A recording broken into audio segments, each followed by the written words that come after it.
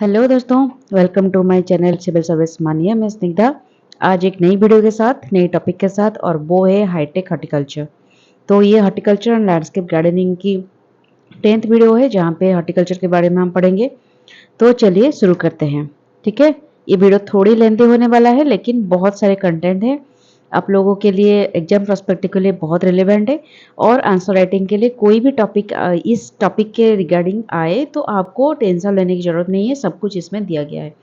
तो पीडीएफ जिनको चाहिए, डिस्क्रिप्शन बॉक्स में मेरे टेलीग्राम चैनल का लिंक दिया गया है, वहाँ पे जाकर डाउनलोड कर लीजिए और यहाँ पे मन लगाकर पढ़ाई कीजिए, नोट करने की जरूरत नहीं है। ठीक है, तो चलिए शुरू करते हैं।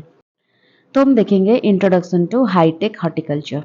तो हाईटेक हॉर्टिकल्चर क्या है? हाईटेक हॉर्टिकल्चर से पहले हम देखेंगे हॉर्टिकल्चर क्या है। हॉर्टिकल्चर एग्रीकल्चर की एक ब्रांच होता है जिसमें हम कंसर्न रखते हैं कल्टीवेशन, प्रोडक्शन एंड सेल। किस तरह से कल्टीवेशन होगा, किस तरह से अच्छे खासे प्रोडक्शन होगा एंड सेल होगा of fruits, vegetables, flowers, herbs and ornamental plants. ठीक है, ये सबको किस तरह से, ये सब किस तरह से कल्टीवेशन हो पाएंगे, अच्छी तरह से प्रोडक्शन हो पाएंगे, यील्ड उसकी बढ़ पाएगी और सेल हो पाएगा अच्छी कैसी, वो सब जो कंसर्न करता है रखता है उसको बोलते हैं हम हॉर्टिकल्चर। लेकिन एग्रीकल्चर क्या होता है? एग्रीकल्चर एक भास्ट सब्जेक्ट होता है, इसमें हम हर एक चीज पढ़ते हैं। जैसे फिशरी हो गया, हॉर्टिकल्चर इसमें इंक्लूडेड है।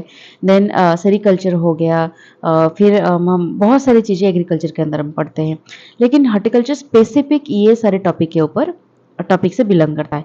तो it forms major component of global agricultural production. Agriculture के जितने सारे प्रोडक्शन हो गए, फूड ग्रेन प्रोडक्शन चला जाता है एग्रीकल्चर के अंडर। लेकिन हॉर्टिकल्चर में हम फ्रूट्स वेजिटेबल्स के बिना तो सीरियल्स नहीं खा सकते। खाली हम राइस खाकर जी सकते हैं क्या? ओनली पल्सेस खा के जी सकते हैं क्या? तो हमें खाने के लिए वेजिटेबल्स, फ्रूट्स, ये सब की जरूरत होती है। तो फ्लावर्स की भी जरूरत होती है एस्थेटिक वे और नेचर के लिए। ऑर्नामेंटल प्लांट्स की भी जरूरत होती है ब्यूटिफिकेशन के लिए। तो ये सारी चीज़ों को भी ये ग्लोबल एग्रीकल्चर प्रोडक्शन में बहुत ही मेजर कंपोनेंट, मेजर रोल निभाती है हॉर्टिकल्चर। लेकिन आजकल के ज़माने में क्या होता है, जब ग्रोइंग पॉपुलेशन हो गया है जिसके वजह से लैंड अवेलेबिलिटी बहुत कम हो गया है, और इसी वजह से बहुत सारे चैलेंजेस फेस करने पड़ते हैं कि हमारे ग्रोइंग पॉपुलेशन को एक चैलेंज है किस तरह से हम फीड कर पाएंगे, सफिशिएंट फीडिंग दे सकते हैं, फूड सिक्योरिटी को मेंटेन कर सकते हैं। तो इसी वजह से हाईटेक हॉर्टिकल्चर की उद्भावना यहाँ पे होती है, इनोवेशन होती है, ताकि कुछ अच्छे खासे सॉल्यूशन निकल सकते हैं। हम कम लैंड में ज़्यादातर चीज़ें उगा सकते हैं, ज़्यादातर फ्रूट्स वेजिटेबल्स उगा सकते हैं और हमारे ग्रोइंग पॉपुलेशन को फीड कर सकते हैं वाइल प्रिजर्विंग नेचुरल रिसोर्सेज। हमें नेचुरल रिसोर्सेज को भी प्रिजर्व करना है सस्टेनेबल तरीके से, और हमारे ग्रोइंग पॉपुलेशन को भी फीड करानी है। तो ये सब के मिश्रण में जो हम बनाते हैं, इनोवेशन करते हैं, उसे बोलते हैं हाईटेक हॉर्टिकल्चर। ठीक है, हाईटेक हॉर्टिकल्चर बनाने की ड्राइव्स क्या है, क्या फैक्टर है जिसकी वजह से हमें हाईटेक हॉर्टिकल्चर बनाने की जरूरत पड़ गई? तो पहले ये है इंक्रीजिंग पॉपुलेशन। पॉपुलेशन जैसे जैसे इंक्रीज हो रहा है, हमारे लैंड डिक्लाइन हो रहा है, वाटर रिसोर्सेज भी कहीं ना कहीं डिप्लीट हो रही है। ठीक है, ग्राउंड वाटर डिप्लीट हो रही है। Challenges in achieving food nutritional income security, income भी अच्छी खासी मतलब अनएम्प्लॉयमेंट बढ़ रही है, फूड न्यूट्रिशनल क्वालिटी घट रही है क्योंकि ज़्यादा उगाने के लिए हमें ज़्यादा पेस्टिसाइड फर्टिलाइजर्स की ज़रूरत होती है, और इसी वजह से फूड सिक्योरिटी कहीं ना कहीं हम पर हो रही है। क्लाइमेट चेंज भी एक बहुत बड़ी इम्पैक्ट डाल रही है क्योंकि टेम्परेचर फ्लक्चुएशंस हो रहे हैं, हमारे ग्लोबल वार्मिंग हो रहे हैं जिसके वजह से वेदर इंस्टेबिलिटी हो रही है, न्यू पेस्ट डेवलप हो रहे हैं, ये एक फैक्टर होती है। फिर सी लेवल की राइजिंग हो रही है जिसके वजह से ग्लेशियर वाटर रिसोर्सेज कहीं ना कहीं डिमिनिश हो रही है। और आप लोगों को पता है जो सी लेवल होती है, सी वाटर होती है, बस सॉल्ट वाटर होती है, वहाँ पे हम कभी भी कल्टीवेशन नहीं कर सकते इतने सारे सॉल्ट में। कल्टीवेशन करने के लिए हमें फ्रेश वाटर की जरूरत होती है जो वक्त के अनुसार धीरे धीरे डिप्लीट हो रही है, और इसके वजह से हमें हमारी जो प्रोडक्शन है वो कहीं ना कहीं घट रही है। एडवांसेस इन प्रिसिशन फार्मिंग, धीरे धीरे हमारी टेक्नोलॉजी भी डेवलप हो रही है, प्रिसिशन फार्मिंग डेवलप हो रही है, remote sensing, GIS, GPS technology, ये सारी जो डेवलप हो रही है हमें कहीं ना कहीं ये ट्रिगर कर रहे हैं कि हम आगे बढ़े। ये सारी टेक्नोलॉजी को यूज करते हुए हम किस तरह से ज़्यादा से ज़्यादा प्रोडक्शन मिल सके।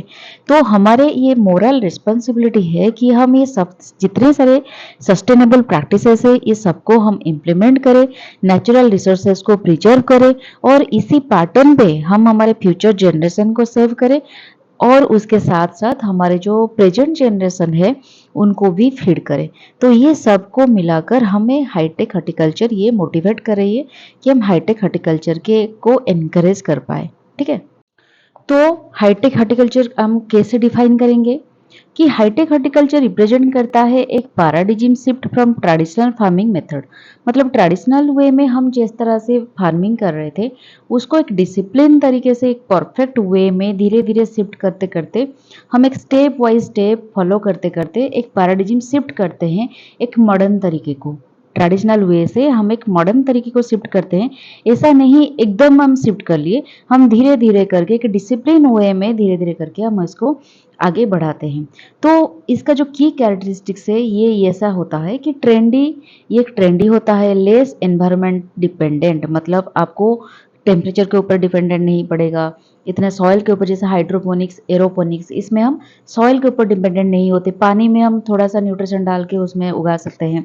तो ये एक हमें जिसमें एनवायरमेंट के ऊपर कम डिपेंडेंट होना पड़ेगा। एनवायरमेंट क्या चाहिए एग्रीकल्चर को, आपको टेम्परेचर हो गया, पानी हो गया, सॉइल हो गया, तो ये सारी चीज़ों की हम ड्रिप इरिगेशन से पानी बचा सकते हैं, सॉइल लेस हाइड्रोपोनिक्स के माध्यम से सॉइल बचा सकते हैं, और टेम्परेचर ज़्यादा नहीं चाहिए हमें, हम अगर प्रोटेक्टेड कल्टीवेशन कर लेते हैं तो इसी पैटर्न पे। एंड कैपिटल इंटेंसिव, मतलब हमें कैपिटल को भी देखना होगा, जो इनपुट हम डाल रहे हैं वो कितना अफोर्डेबल है, सब लोग कर पाएंगे या नहीं कर पाएंगे, इसको भी हमें ध्यान में रखना होगा। अगर बहुत हाई कॉस्ट हो गया तो जो मार्जिनल फार्मर्स होते हैं या फिर जो लेमैन होते हैं उनके लिए बहुत डिफिकल्ट हो जाएगा इस चीज़ों को अडॉप्ट करने के लिए, एक्सेप्ट करने के लिए।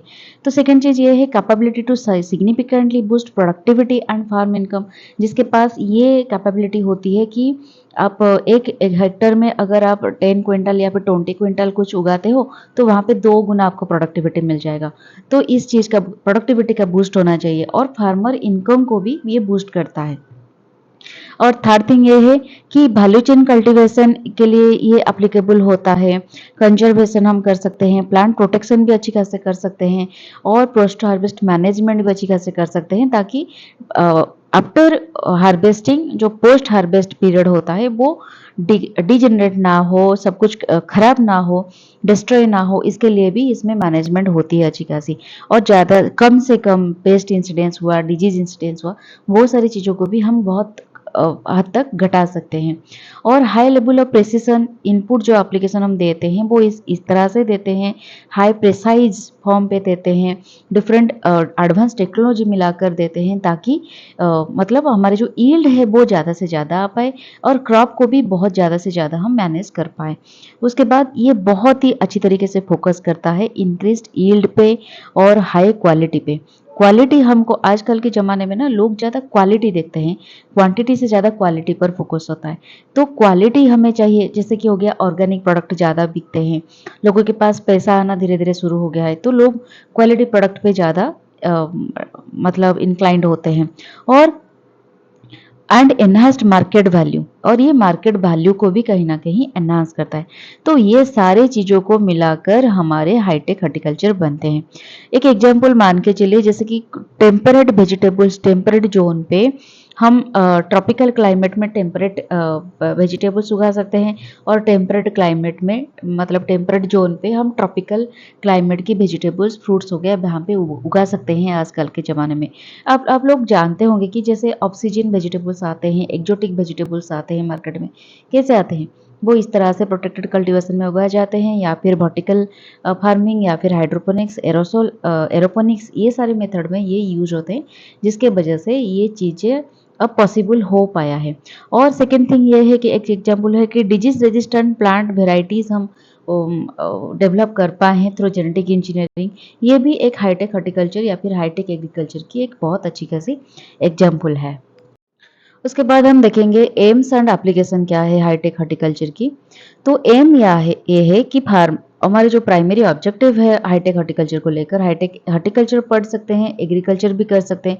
अगर आपकी एग्जाम में ये क्वेश्चन आता है कि हाईटेक एग्रीकल्चर के ऊपर आप कुछ लिखो, तो ये सेम पैटर्न पे आप लिख सकते हो आंसर राइटिंग, ठीक है, सेम ही चीज़ है। तो ऑब्जेक्टिव ये है कि हमें एड्रेस करना है challenges faced by agriculture sector and food security needs. जो भी हम राइजिंग पॉपुलेशन के साथ एग्रीकल्चर सेक्टर में चैलेंजेस फेस कर रहे हैं, वो सबको एड्रेस किया जाए। जो हम पढ़ रहे थे ना, की फैक्टर जो थे जिसके वजह से हाईटेक हॉर्टिकल्चर को डेवलप किया गया, वो सारे चीज़ें आ जाते हैं ये चैलेंजेस के अंदर, ठीक है। उसको एड्रेस करना है और सेकेंडली फूड सिक्योरिटी नीड्स को भी हमें एड्रेस करनी है। तो सेकेंड चीज़ ये है ऑब्जेक्टिव कि synergise technology, engineering and farming practices. जो भी फार्मिंग प्रैक्टिसेस है, जो भी डेवलप्ड इंजीनियरिंग है एंड टेक्नोलॉजी है, एडवांस टेक्नोलॉजी, उन सभी को हमें सिनर्जाइज करके इसको बनाना है। और थर्ड जो ऑब्जेक्टिव है वो है implement modern technology to increase quantity and quality of agricultural products. ये सारी चीज़ों को भी हमें ध्यान में रखते हुए, क्वांटिटी एंड क्वालिटी को भी ध्यान में रखते हुए इम्प्लीमेंट करनी है मॉडर्न टेक्नोलॉजी को। और इसके एप्लीकेशन ये सारे हैं कि क्रॉप मैनेजमेंट जो होती है, क्रॉप मैनेजमेंट में हम इसको कैसे अप्लाई कर सकते हैं। जैसे कि फार्मर्स अभी असेस कर रहे हैं GPS technology, soil scanning, data management and IoT technology. IoT मतलब इंटरनेट ऑफ थिंग्स टेक्नोलॉजी, इसको यूज किया जा रहा है to precisely measure field variations. आप लोगों को पता है सॉयल जो डाटा कलेक्ट होता है, सॉयल सैंपल कलेक्ट होता है, वहाँ पे बहुत सारे वेरिएशंस देखने को मिलते हैं। जैसे सॉयल में कौन कौन सी विटामिन मिनरल्स की न्यूट्रिशन, जो भी सॉयल की न्यूट्रिशन है वो किस हद तक डेफिशिएंसी है या फिर टॉक्सिक है या फिर बहुत नॉर्मल है, ये सारी चीज़ों को पता चलता है। सॉयल फर्टाइल है या फिर नहीं है उसके बारे में भी पता चलता है। बहुत सारी चीज़ों के पता चलता है। तो ये फील्ड वेरिएशन को भी अच्छी खासी मेजर कर देते हैं by different technology, GPS method पे, ड्रोन टेक्नोलॉजी के मेथड पे एंड डिफरेंट स्ट्रैटेजी को अडॉप्ट करते हैं अकॉर्डिंगली। हमें उसी हिसाब से एक फील्ड को अगर हम मॉडर्न अब एडवांस टेक्नोलॉजी के जरिए से ये पता चलता है कि सॉइल पे ये चीज़ों की डेफिशिएंसी है, ये न्यूट्रिशन की डेफिशिएंसी है, तो उसी अकॉर्डिंगली हम उस पर डालेंगे। ऐसा नहीं है कि अगर उसमें नाइट्रोजन ऑलरेडी प्रेजेंट है, हम फिर भी नाइट्रोजन डाल रहे हैं, तो क्या होगा, एक वक्त पे टॉक्सिसिटी हो जाएगी, तो प्लांट की क्वालिटी एंड क्वांटिटी दोनों ही खत्म हो जाएगी। तो इसी हिसाब से हमें प्लांट सॉइल पे ट्रीटमेंट करनी है। और इसके साथ साथ पेस्टिसाइड्स भी हमें एंड फर्टिलाइजर्स भी उसी हिसाब से हमें डालना होगा। जितना चाहिए प्लांट को उतना ही हम डाल पाएंगे, जिसके और ये बहुत सिलेक्टिव हो जाता है, किस फील्ड में ज़्यादा चाहिए होता है, किस फील्ड में कम चाहिए होता है, ये सारी चीज़ों का भी वहाँ पे मतलब हो जाता है इस टेक्नोलॉजी के दौरान। फिर सेकेंड एप्लीकेशन एक होता है एनिमल हस्बेंड्री। एनिमल हस्बेंड्री में ऐसा होता है कि with the help of this precision farming, हम क्या करते हैं, मोनेटाइज कर पाते हैं इंडिविजुअल फार्मर्स की नीड्स, सॉरी इंडिविजुअल एनिमल्स की नीड, जो कौन सी गाय को किस तरह की, कौन से हॉर्ड को कितना न्यूट्रिशन चाहिए, कितना विटामिन मिनरल्स चाहिए, उसकी किस तरह की, उसके मतलब उसके डिजीज, क्या डिजीज है, क्या पेस्ट है उसमें लगा हुआ है, तो उसी हिसाब से हम इसको विटामिन मिनरल या फिर ट्रीटमेंट करते हैं, जिसके वजह से डिजीज इंसिडेंट्स को भी हम प्रिवेंट कर पाते हैं। एंड हर्ड हेल्थ, जो भी काउ है या फिर हर्ड है, जो भी एनिमल है, उसकी हेल्थ को भी हम अच्छी तरह से मेंटेन कर पाते हैं, ठीक है। उसके बाद हम देखेंगे हाईटेक फार्मिंग का एडवांटेजेस क्या क्या है, ठीक है। तो पहले तो ये है एनहांस प्रोडक्टिविटी। इसमें यील्ड इंक्रीज हो जाती है 5 to 8 times per unit area with better quality growth and uniformity, ठीक है।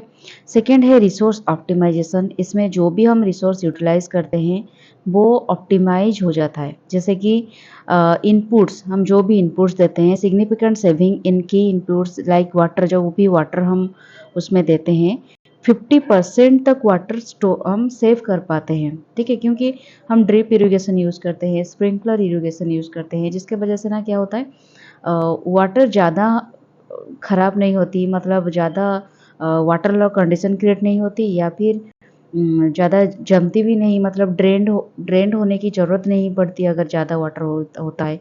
तो जितना क्रॉप को ज़रूरत होता है उतना ही पानी हमें देने की ज़रूरत होती है। तो इसी वजह से वाटर की सेविंग हो जाती है। फर्टिलाइजर्स भी उसी वजह से, जितने क्रॉप की ज़रूरत होती है फर्टिलाइजर उतना ही जाता है, अप टू 25% तक हम फर्टिलाइजर को सेव कर पाते हैं। एंड पेस्टिसाइड भी उसी हद तक हम उसे ऑप्टिमाइज कर पाते हैं। Versatility and adaptability, feasible even in problematic areas like undulating areas. Undulating area में जहाँ पे स्लोपी वगैरह बहुत ज़्यादा होते हैं, जब high terrain area, hilly area, उस एरिया पे क्या होता है ना, आप हम प्रोटेक्टेड कल्टीवेशन कर लेते हैं तो इतने हद तक हम सब कुछ, पानी जो है सेव हो जाता है, फर्टिलाइजर सेव हो जाता है, टेम्परेचर, क्लाइमेट, ये सारी चीज़ों का भी हमें ध्यान रखने की ज़रूरत नहीं होती है, क्योंकि सब कुछ हमने ना आर्टिफिशियल वे में प्रोवाइड किए होते हैं। And water logged condition, saline water condition, ये सारी चीज़ों का भी हमें ध्यान रखना नहीं पड़ता है, क्योंकि सब कुछ हम वहाँ पे मैनेज कर रहे होते हैं अपने तरीके से, आर्टिफिशियल तरीके से।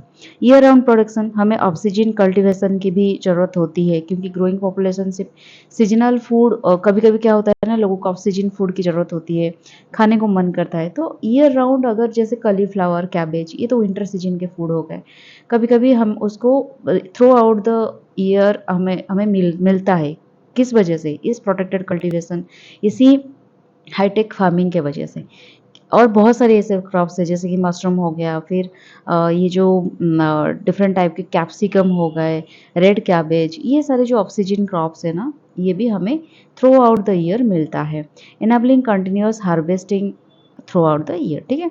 एनवायरमेंटल बेनिफिट, इसमें क्या होता है, reduced impact on natural ecosystem, जो भी हाइजरस होता है, क्लाइमेटिक कंडीशन होता है, कभी बारिश ज़्यादा हो गया, कभी धूप ज़्यादा हो गया, कभी नहीं हुआ धूप ज़्यादा, कभी ठंड हो गया, कभी फॉग सिस्टम ज़्यादा हो गया, तो ये सारे जो नेगेटिव इम्पैक्ट होते हैं एनवायरनमेंट के, ये थोड़ा कम इफेक्ट करता है हमारे क्रॉप को, जिसके वजह से decrease run of chemicals into reverse and ground water. और एक बहुत इंपॉर्टेंट बात है ये, कि जब भी पेस्टिसाइड या फिर हाई डोज ऑफ फर्टिलाइजर्स हम यूज़ करते हैं नॉर्मल क्रॉप में, नॉर्मल जो हमारा लैंड होता है वहाँ पे, तो क्या होता है ना, वहाँ पे कभी कभी रन ऑफ हो जाता है वो chemicals with water through to the rivers और nearby pond, nearby river, और क्या होता है, वो रिवर और पॉन्ड पॉल्यूटेड हो जाता है।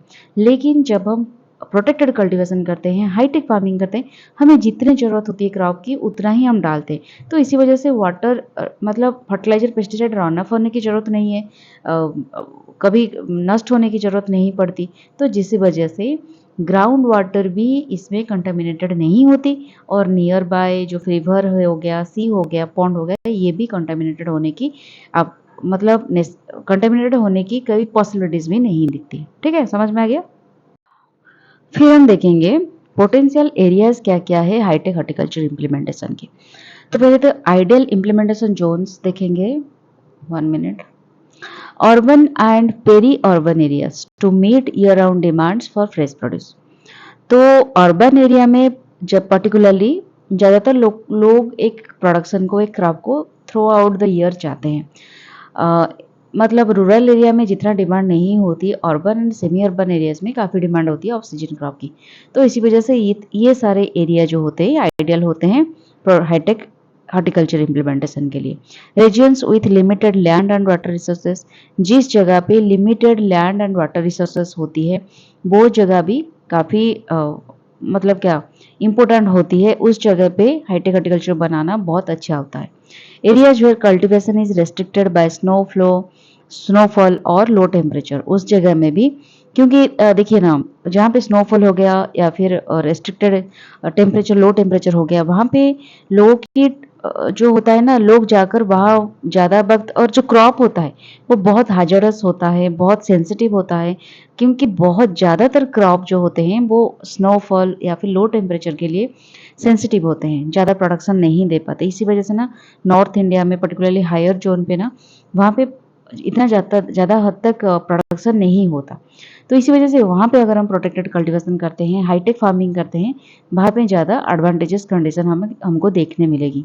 Small and marginal holdings for intensive production, जो लोग small and marginal land hold, जो लोगों के पास कम से कम जगह है, वहाँ पे हम ज़्यादा क्रॉप उगा नहीं सकते, इसी वजह से हाईटेक फार्मिंग की अगर हम वहाँ पे करने की कोशिश करते हैं तो हमें ज़्यादा प्रोडक्शन मिलती है।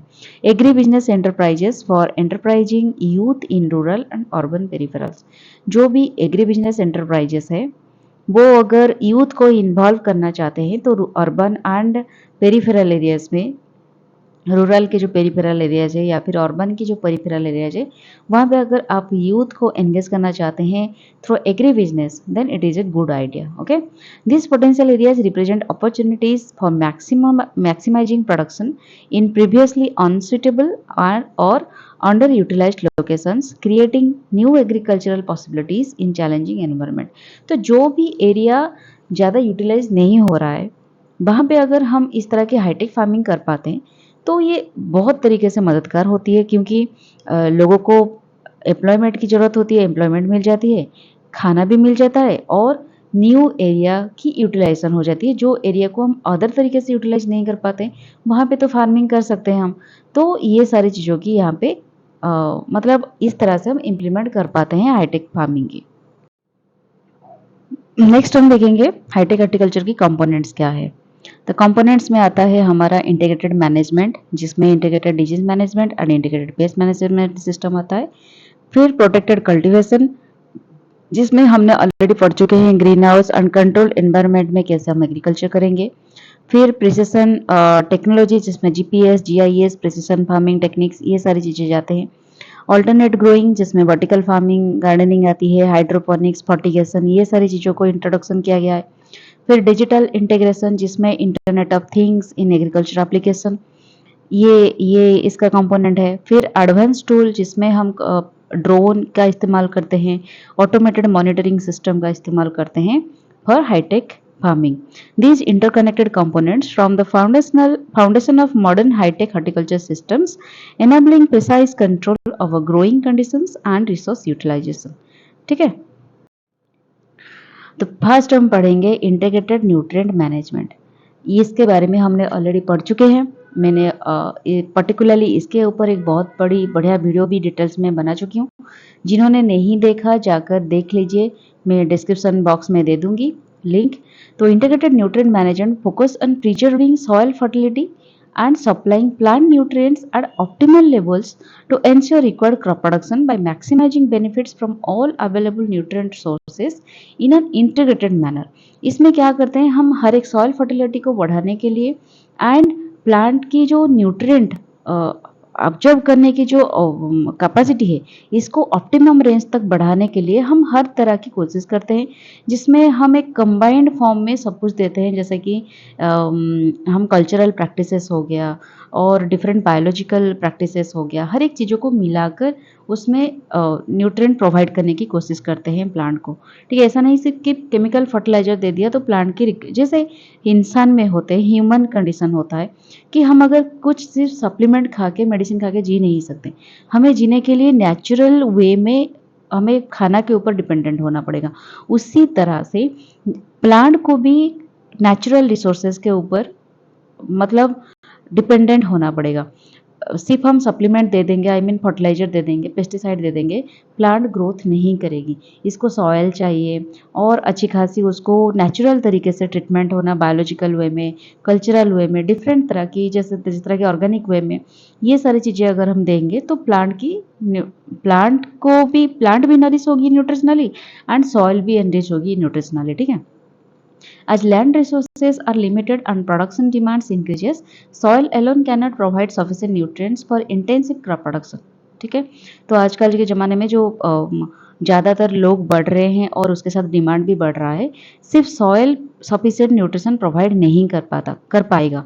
इसी वजह से हाईटेक हॉर्टिकल्चर डिपेंड्स करता है heavily on judicious use of water and nutrient. इसी वजह से हमें वाटर और न्यूट्रिएंट को एक बैलेंस्ड फॉर्म में यूज़ करके फर्टिलाइजर एप्लीकेशन करनी होगी. उसके साथ ही इसी तरह से ही हाईटेक हॉर्टिकल्चर, हाईटेक फार्मिंग की जो अप्रोच है, मतलब उसकी जो ऑब्जेक्टिव है, वो फुलफिल हो सकता है. जैसे कि हम ड्रिप इरिगेशन यूज़ कर सकते हैं. ड्रिप इरिगेशन के साथ फर्टिगेशन करेंगे, मतलब इरिगेशन के साथ कुछ फर्टिलाइजर हमने मिला दिया तो उसको हमने प्लांट पे देना शुरू कर दिया, तो प्लांट को जितना चाहिए होता है वो मिल जाएगा. पानी भी बच जाएगी और फर्टिलाइजेशन ज़्यादा भी यूटिलाइज नहीं होगी. तो यही बात वो बोल रहा है, जो कि हायर यील्ड भी बढ़ाएगा, यील्ड भी बढ़ जाएगा by precisely delivering water and nutrition to specific areas where plants need it most, improving nutrient use efficiency and reducing waste. Wastage को भी हम यहाँ पे ख़त्म कर सकते हैं एंड न्यूट्रिएंट यूज एफिशिएंसी को भी हम इम्प्रूव कर सकते हैं. Advanced INM systems integrated organic inputs, biofertilizers and chemical fertilizers in proportions based on soil testing and crop requirements monitored through sensors and automated system. तो जो एडवांस्ड आईएनएम सिस्टम है जिसको हम हाईटेक फार्मिंग में use करते हैं, उसमें हम क्या करते हैं, इंटीग्रेट करते हैं ऑर्गेनिक इनपुट ज़्यादा से ज़्यादा हम यूज कर पाए, बायो फर्टिलाइजर्स, उसके साथ केमिकल फर्टिलाइजर्स, इसको प्रॉपर में हम यूज करेंगे और जो भी यूज करेंगे विथ प्रॉपर सॉइल टेस्टिंग करने के बाद क्रॉप को कितना रिक्वायरमेंट होता है, कितना रिक्वायरमेंट है उसको जानने के बाद और सेंसर के थ्रू मॉनिटर किया जाएगा ये सारी चीज़ें और ऑटोमेटेड सिस्टम के थ्रू मॉनिटर होने के बाद ही हम इसको देना चाहिए, मतलब देते हैं जो एडवांस तरीके के इंटीग्रेटेड न्यूट्रिएंट मैनेजमेंट होते हैं थ्रू हाईटेक फार्मिंग. ठीक है. सेकंड में आता है हमारा इंटीग्रेटेड डिजीज मैनेजमेंट. और इंटीग्रेटेड डिजीज मैनेजमेंट ये भी एक कॉम्प्रहेंसिव अप्रोच है जहाँ पे हम डिफरेंट तरह की जो मेथड्स है डिजीज कंट्रोल, जिसमें हम physical, chemical and mechanical control method को भी यूज़ करते हैं to eradicate various disease in different crops. ये भी उसी पैटर्न पे होता है through by proper monitoring with the help of advance technology हम सब ये सब करते हैं. फिर प्रोटेक्टेड ग्रीन हाउस कल्टिवेशन ये एक थर्ड कंपोनेंट है जिसके बारे में हमने ऑलरेडी प्रीवियस वीडियो में पढ़ चुके हैं. इसके द्वारा हम जो माइक्रो क्लाइमेटिक कंडीशंस है अराउंड द प्लांट्स, हम इसको फुली और पार्शियली कंट्रोल करते हैं to protect them from adverse climatic condition. ठीक है. इसमें होता है ये हायर यील्ड देता है लिमिटेड स्पेस में, ग्रो करता है, अलाउज ग्रोइंग क्रॉप्स इन अनफेवरेबल एनवायरनमेंट. इसमें ऑक्सीजन क्रॉप प्रोडक्शन को एनाबल ये करता है. Sustainable through modern solar technology use होने के वजह से ये सस्टेनेबल वे में सब कुछ प्रोडक्शन देता है. Can operate independently of external conditions, क्योंकि हम मिनिमल उसके जो प्लांट की माइक्रो क्लाइमेटिक कंडीशन को हम पार्शियली और फुली कंट्रोल करते हैं, जिस वजह से इंडिपेंडेंटली हम एक्सट्रीम कंडीशन को भी बियर करके हम क्रॉप प्रोडक्शन कर पाते हैं. ठीक. नेक्स्ट आता है प्रेसाइज फार्मिंग टेक्निक. ये जो कंपोनेंट है precise farming focuses on cutting edge technology and innovations. इसमें नए नए टेक्नोलॉजी का इनोवेट होता है for crop production, enabling growers to precisely direct production process to achieve optimum yield and quality. इसमें हम बहुत प्रेसाइजली ग्रोयर्स को ये सिखाते हैं किस तरह से हम एडवांस टेक्नोलॉजी को यहाँ पे यूटिलाइज करें ताकि हम ऑप्टिमम यील्ड हमें मिले एंड ऑप्टिमम क्वालिटी की चीज़ें हमें मिले. ठीक है. तो इसमें यूज होता है particularly GPS and GIS system, जहाँ पे GPS receivers collect location information for mapping field boundaries. इसमें जीपीएस के थ्रू फील्ड बाउंड्रीज को मैपिंग किया जाता है. इरिगेशन सिस्टम को भी मैप किया जाता है. Roads, problematic crop areas like weeds, disease, ये सारी चीज़ें यहाँ पे मैपिंग हो सकते हैं, मॉनिटर्ड हो सकते हैं.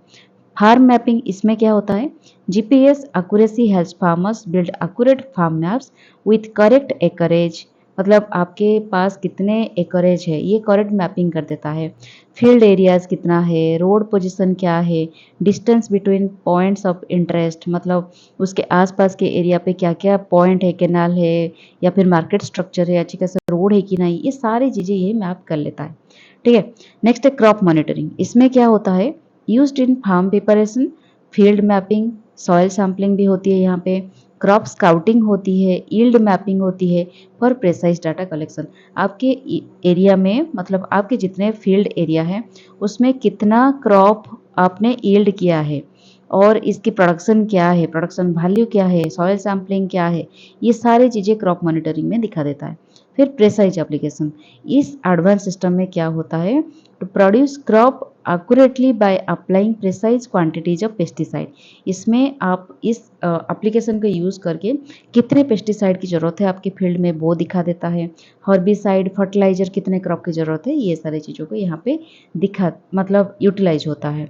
Bye combining minimum input with maximum production without energy waste, precision farming promotes environment wellbeing while increasing profitability. तो प्रेसिशन फार्मिंग करने का यही इरादा है हमारा कि हमें मैक्सिमम प्रोडक्शन करना है लेकिन मिनिमम से मिनिमम एनर्जी वेस्ट करना है, क्योंकि एनर्जी में यहाँ पे हम सोलर टेक्नोलॉजी यूज़ करते हैं, डिफरेंट तरह की जो टेक्नोलॉजी है, मशीन्स हम यूज़ करते हैं, वहाँ पे मिनिमम से मिनिमम मशीन की यूटिलाइज हो, पेट्रोल डीजल की यूटिलाइज हो, इस बारे में हम नज़र देते हैं और एनवायरमेंटल फ्रेंडली चीज़ों को हम यूटिलाइज करते हैं। मतलब जितना हो सके सस्टेनेबल वे में, मतलब नेचर को हैम्पर ना करके, नेचर को प्रिजर्व करते हुए हम कैसे प्रोडक्शन को बढ़ा पाए, यही होता है उसकी मेन एम। ठीक है।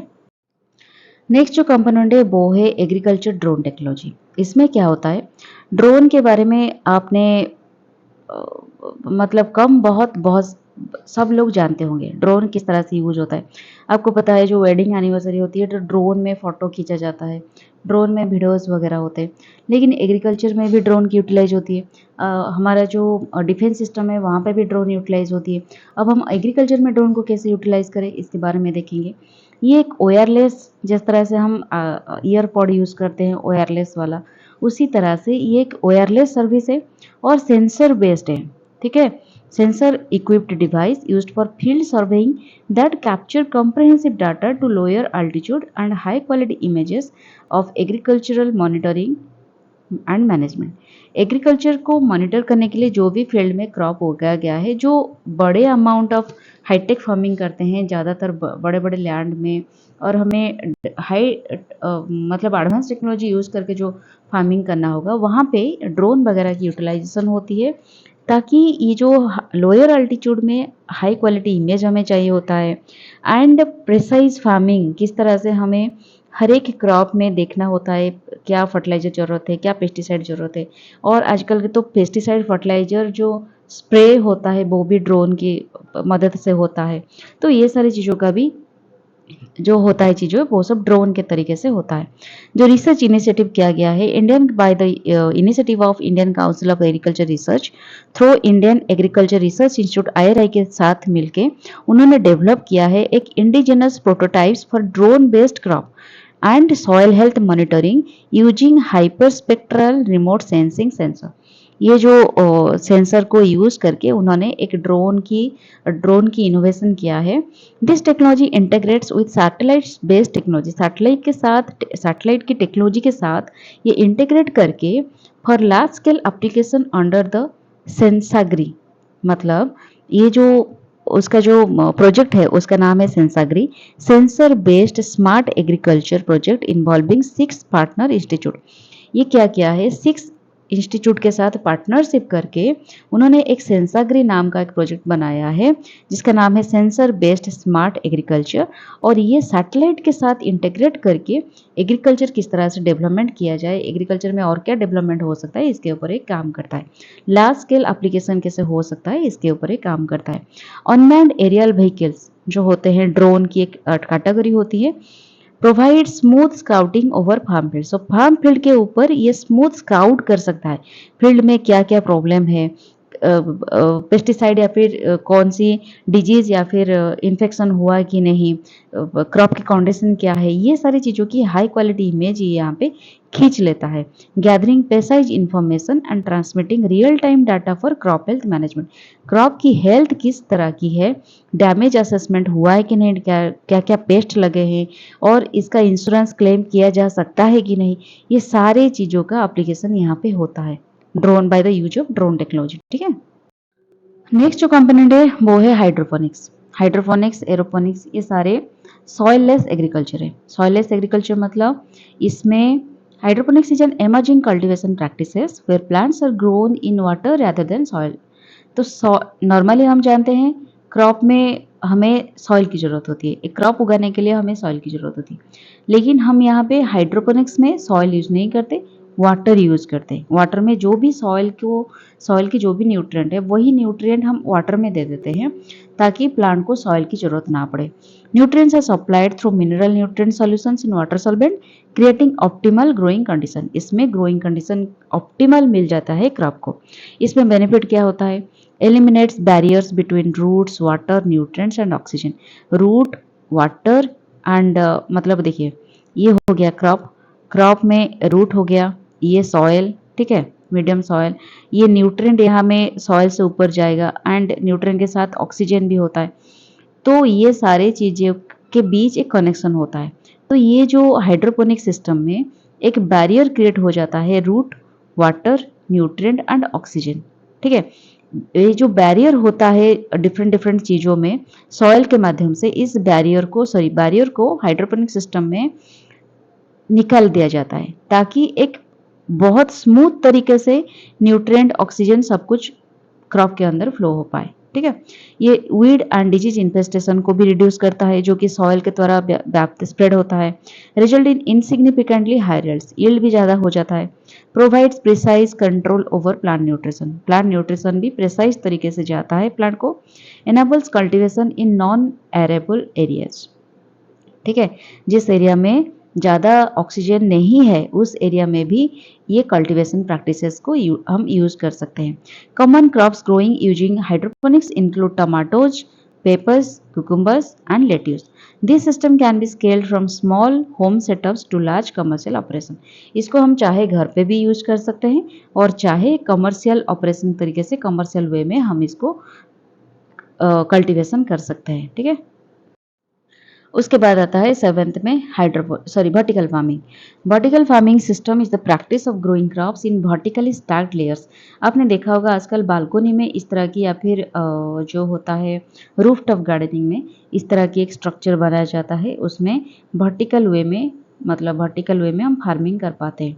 तो ये एक उसी तरह की एक सिस्टम है जहाँ पे वर्टिकली स्टैक्ड लेयर्स में हम क्रॉप्स को ग्रो करते हैं।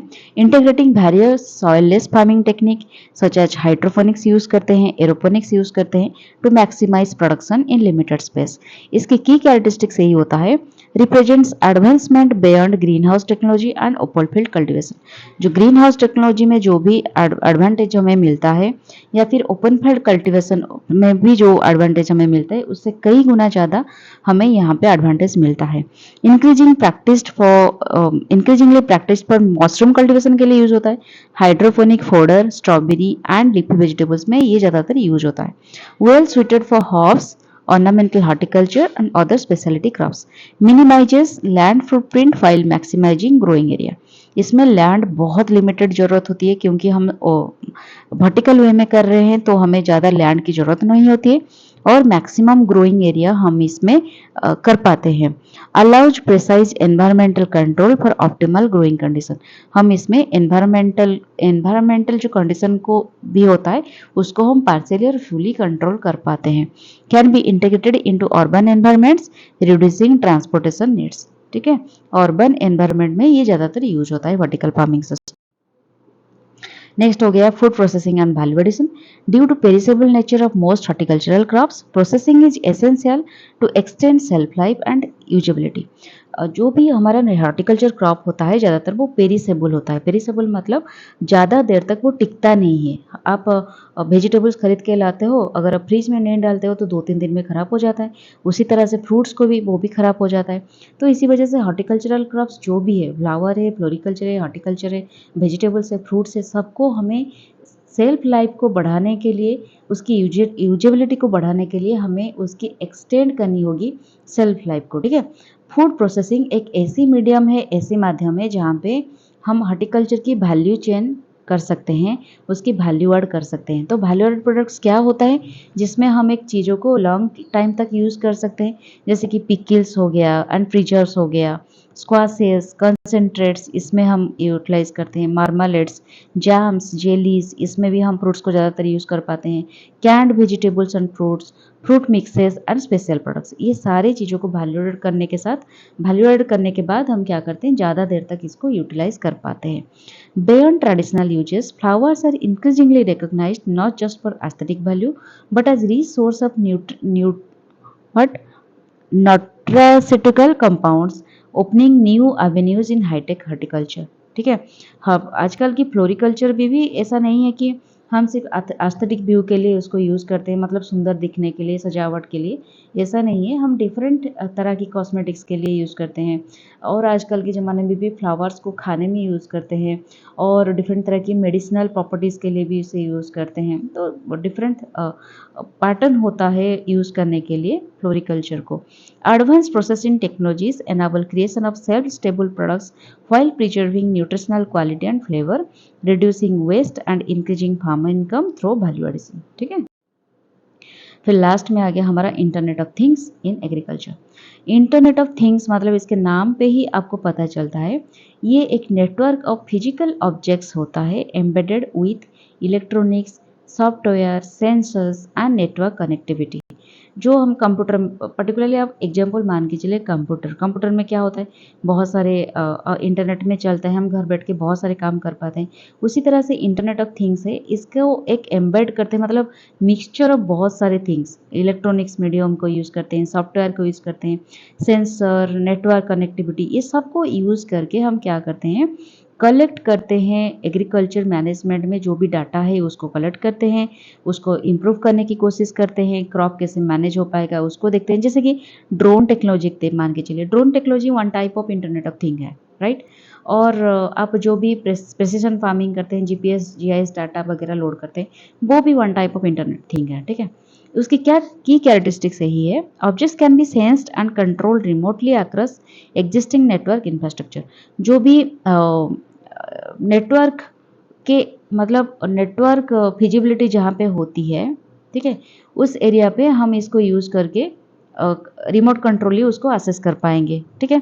Creates direct integration between physical world and computer based system.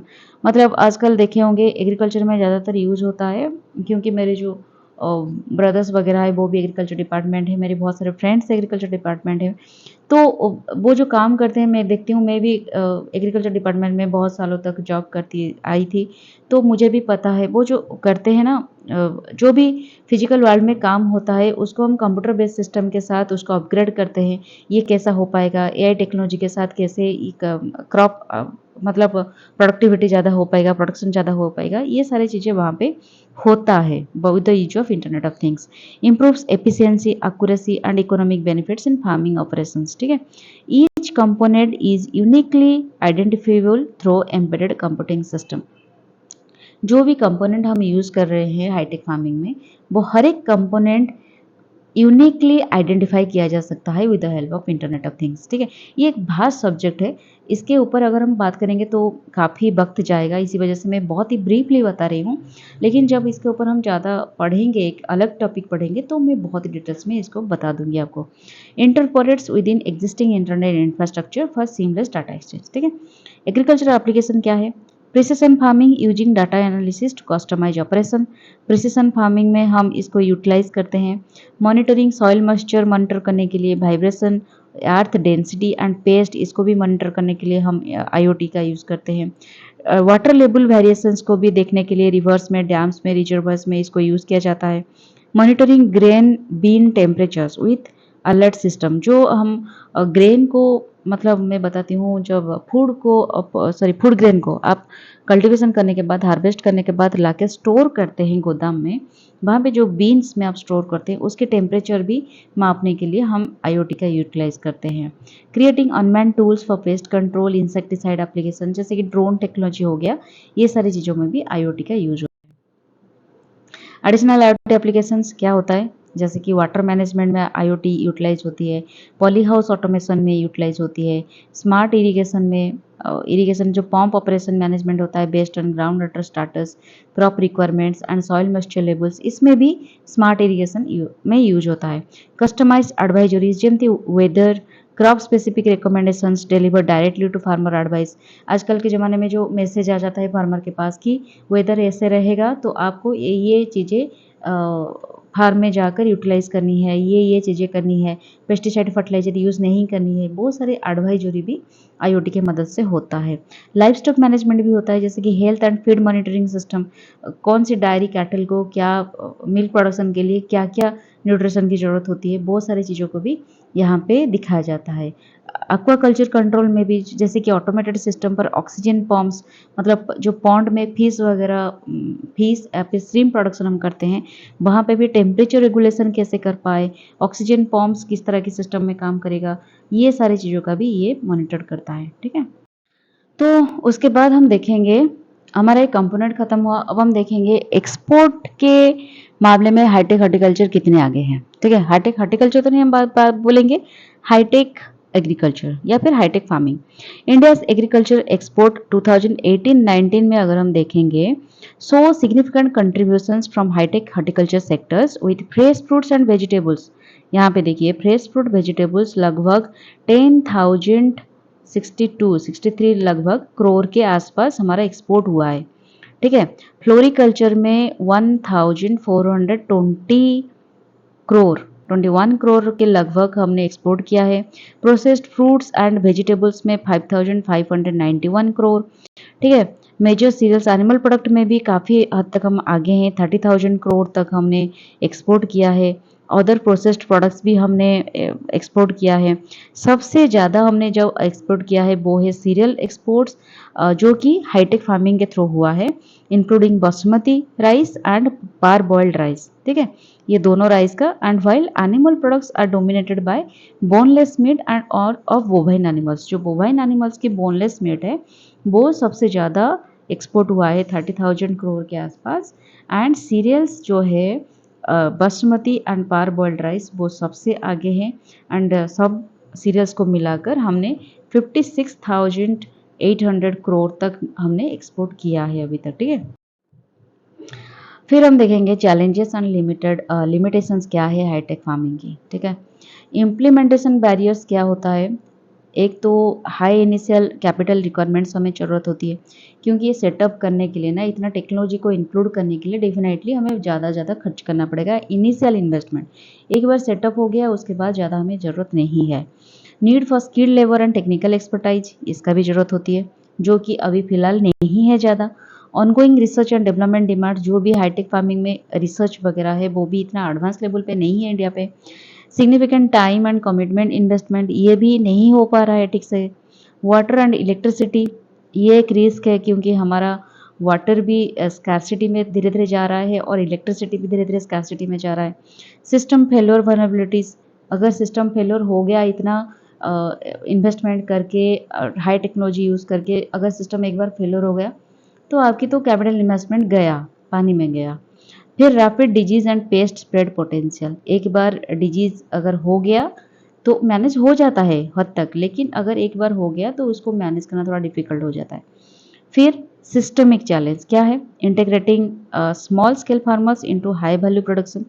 मतलब अब जो स्मॉल स्केल फार्मर्स होते हैं उनके पास काफ़ी हद तक नॉलेज नहीं होता है, और सेकेंड थिंग उनके पास इतना कैपिटल भी नहीं होता है कि हाई वैल्यू प्रोडक्शन में उनको डाल दिया जाए।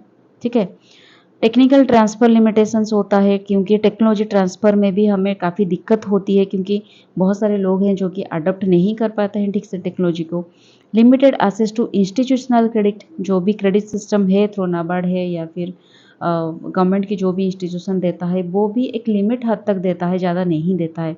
इनएडिक्वेट एक्सटेंशन एंड ट्रेनिंग इंफ्रास्ट्रक्चर, अच्छे खासे तो स्किल्ड पावर नहीं है, स्किल टेक्नोलॉजी नहीं है, मतलब स्किल टेक्नीशियन नहीं है, उसके साथ हमारा रिसर्च भी इतना पुअर है, तो हम टीचिंग क्या देंगे, ट्रेनिंग क्या देंगे, ट्रेनिंग इंफ्रास्ट्रक्चर भी ज़्यादा अच्छा खासा नहीं है। फिर आता है हमारा जो है infrastructure gaps, 1 minute, infrastructure gaps ये भी हो जाता है। कोल्ड स्टोरेज हमारा ज़्यादा हद तक डेवलप नहीं है, ट्रांसपोर्ट भी नहीं है, मार्केटिंग लिंकेज भी हमारा इतना स्ट्रॉन्ग नहीं है।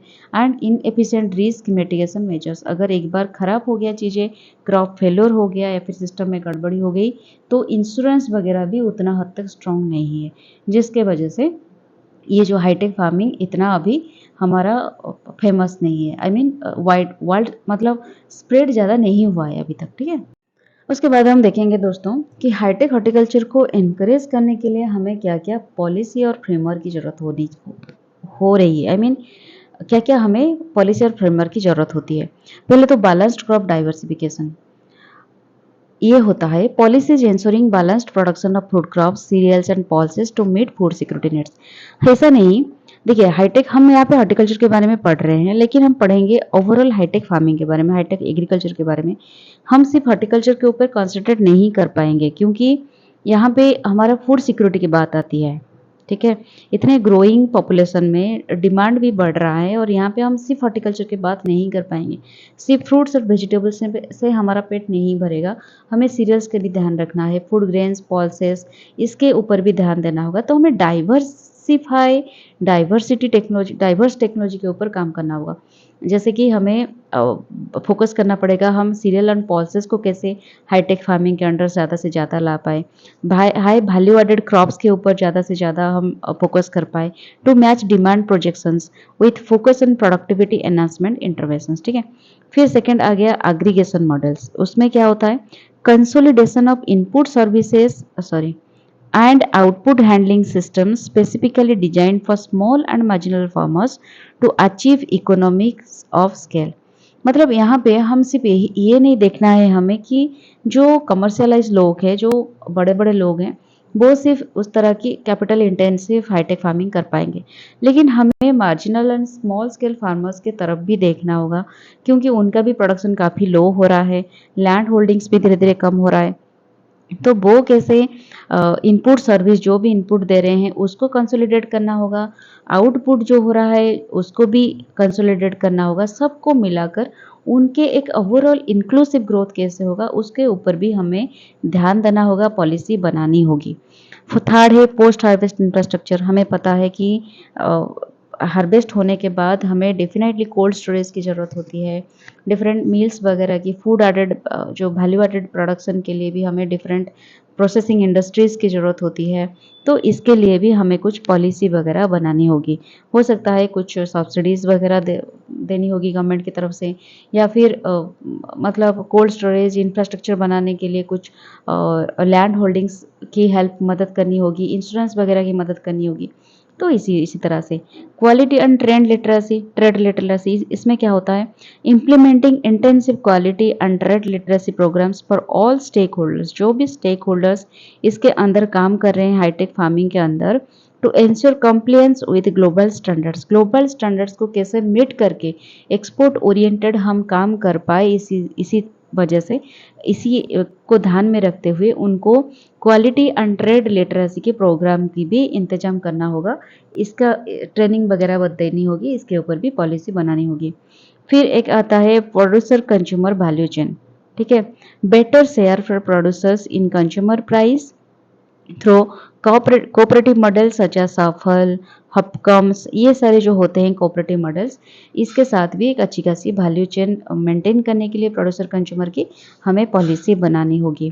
फाइनेंशियल इंफ्रास्ट्रक्चर क्या है, डेवलपिंग इंस्टीट्यूशनल फाइनेंस। जो भी इंस्टीट्यूशन है जो फाइनेंस क्रेडिट के लिए या फिर इंश्योरेंस के लिए या फिर सब्सिडी वगैरह देने के लिए है, उनको भी थोड़ा स्ट्रेंथन करनी होगी, या फिर नए नए फाइनेंशियल इंस्टीट्यूशन को खोलना होगा जो कि क्रेडिट वगैरह दे पाएंगे या फिर इंश्योरेंस वगैरह बना पाएंगे। तो ये सारे पॉलिसी हमें बनानी होगी। ठीक है, नेक्स्ट आता है स्ट्रैटेजी।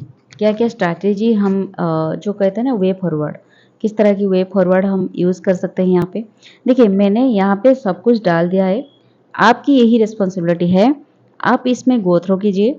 आपको आंसर राइटिंग के लिए जो भी क्वेश्चन आता है यही टॉपिक के अंदर आप यहाँ से निकाल कर वहाँ पे आंसर राइटिंग में डाल सकते हो, या फिर आप खुद भी कुछ क्वेश्चंस खुद को पूछ के उसके अकॉर्डिंगली आप आंसर राइटिंग की प्रैक्टिस कर सकते हो। ठीक है, इसी वजह से मैंने यहाँ पे सब कुछ डाला हुआ है, ताकि आपको और कोई जाने की ज़रूरत नहीं है, या फिर और कोई कहाँ पे रिसर्च करने की ज़रूरत नहीं है। ठीक है, तो स्ट्रैटेजी हम देखेंगे। Greater participation of farmers, particularly small and marginal farmers in high-tech agriculture should be encouraged to improve farm income।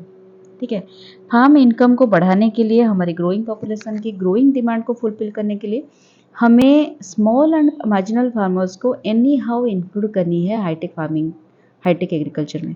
तो इसी वजह से स्ट्रैटेजी यही होना चाहिए, एक सक्सेसफुल मॉडल की को हमें बनानी होगी। जो भी सक्सेसफुल मॉडल से analyse and replicate proven success stories, लोगों के सामने सक्सेस स्टोरीज को लाना पड़ेगा, जो लोग सक्सेस हुए हैं ऑलरेडी इस हाईटेक फार्मिंग को यूटिलाइज करके, उसको ज़्यादा से ज़्यादा हमें लोगों को दिखानी होगी। लोकेशन मैपिंग करना होगा, आइडेंटिफाई एक्टिविटी और crop specific locations and create potential maps. हमें देखना होगा कौन सी एरिया ज़्यादा एक्टिव है, मतलब हाईटेक फार्मिंग के लिए, वहाँ के लोग कैसे हैं, बहुत सारी चीज़ों की मैपिंग करनी होगी। ग्रुप अप्रोच करनी होगी, फार्मर सोसाइटी के थ्रू, प्रोड्यूसर कंपनीज के थ्रू, एसएसजी एलएसजी के थ्रू, इन सभी के द्वारा हमें ग्रुप अप्रोच करके एक हाईटेक फार्मिंग करनी होगी। उसके बाद इंफ्रास्ट्रक्चर असेसमेंट करना होगा, पोस्ट हार्वेस्ट हैंडलिंग कैसे होगा, ट्रांसपोर्ट लॉजिस्टिक नीड्स क्या क्या ज़रूरत होगी, ये सारी चीज़ों को भी हमें असेसमेंट करनी होगी। उसके बाद प्लानिंग को हमें डेवलप करना पड़ेगा, प्रिपेयर सेक्टर और activity specific credit link development plans. हमें ये भी देखना होगा हमें इस जगह पे कौन सी हाईटेक फार्मिंग अगर हम करेंगे तो ये सक्सेसफुल हो सकता है, लोग इसको अडोप्ट कर सकते हैं, कौन सी इंस्टीट्यूट्स हमें क्रेडिट दे सकता है, कितना हद तक क्रेडिट दे सकता है, क्या इंश्योरेंस वगैरह हो सकता है, ये सारे चीज़ों को देखकर हमें उसके बाद डेवलपमेंट प्लान्स बनानी होगी।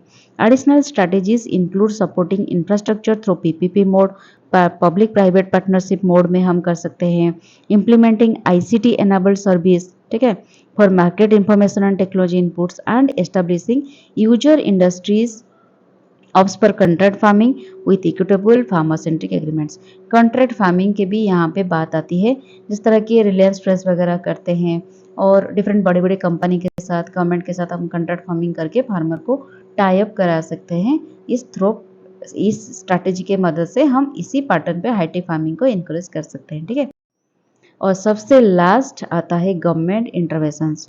दोस्तों इसके बारे में हम नहीं बताएंगे क्योंकि बहुत सारे, मैंने जितने सारे क्रॉप अभी तक पढ़ा हुआ है सब में हम गवर्नमेंट इंटरवेंशंस पढ़ते आए हैं और ये एक बहुत इंपॉर्टेंट थिंग है, क्योंकि गवर्नमेंट इंटरवेंशंस कभी भी पूछ लेते हैं, हमें हमें नहीं पता होता है क्या क्या गवर्नमेंट इंटरवेंशन इसी चैप्टर को लेकर है अभी। तो इसको आपकी ये रिस्पॉन्सिबिलिटी है कि आप इसको पढ़ोगे, गो थ्रू करोगे और उसके हिसाब से, क्योंकि ये ऑलरेडी वीडियो बहुत लेंथी हो चुका है, मैं इसको लेंथी बनाना नहीं चाहता। वही बात लिखा है बहुत सिंपल सेंटेंस में, आप इसको पढ़ सकते हैं क्या क्या गवर्नमेंट इनिशिएटिव लिया गया है अभी तक और लिया जा रहा है टू एनकरेज हाईटेक फार्मिंग। तो यहाँ पे इसके साथ हमारा ये वाला टॉपिक खत्म होता है। तो नेक्स्ट वीडियो के लिए stay tuned with my channel. Tata bye bye and take care. Okay.